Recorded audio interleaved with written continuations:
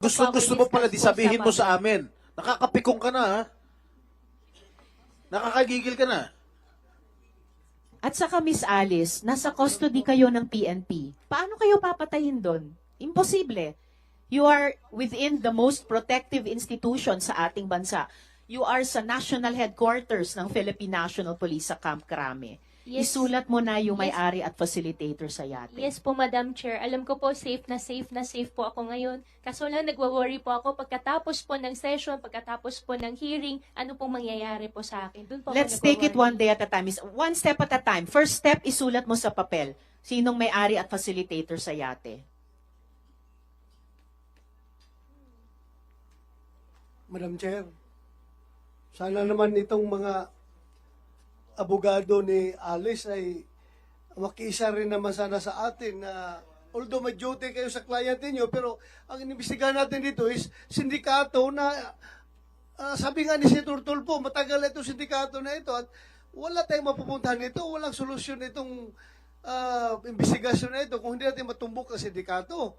So ngayon, kung wala tayong makuha ditong informasyon, wala na. Baka hindi alam nito mga abogado ni Alice Go na later on, baka sila rin mabibiktima nitong sindikato na ito kung hindi tayo magtutulungan nito. We need a whole of nation approach pagdating sa pagkumbat nitong mga baka ito transnational crimes na itong transnational criminal syndicates na itong involved dito. Kailangan magtutulungan tayo dito dahil bansa natin ang nakataya dito. Hindi lang si Alice Go. Alice Go, kayang-kaya kang protektahan ng PNP. Hindi ka mamamatay dyan. Kaya mag-cooperate ka naman sana para sa Pilipinas. Gumanda naman sana Pilipinas. Nayari yung mga sindikato na yan. Tumulong ka. Thank you, Madam Chair. Salamat, Sendroy. NBI Director Santiago, pwede nyo bang i-assure yung safety ni Miss Alice habang siya ay nasa custody ng gobyerno at sumasagot sa aming komite? Pagka nasa amin pong custody, ay masasagot ko po yan. Salamat. So, nasa custody ka na ng PNP na nagpoprotekta sa inyo. Kung naging sa custody kayo ng NBI, mapoprotektahan din nila kayo. So, answer our questions. Yung yate, ano bang markings nung yate na sinakyan nyo, Miss Alice? Alam ko lang po kulay puti, kung hindi po ako nagkakamali. Pero wala po akong makitang number, tapos parang may mga wings po, ganun lang po. Okay. So, yeah. Hindi ko pa nga naitatanong yung number na banggit mo. Anong numbers nakita mo dun sa yating puti na may wings? Actually, naka-cover po kami, kaya wala po akong nakitang number po. Pero alam ko po yate.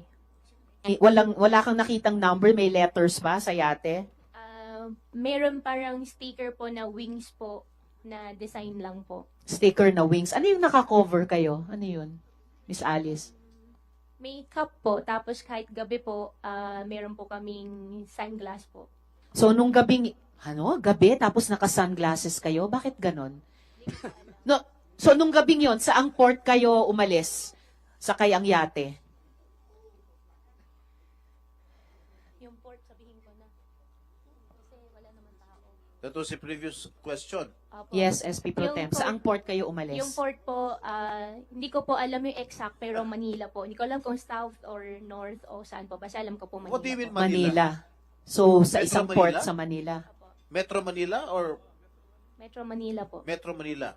So, sa isang yacht dock sa Manila.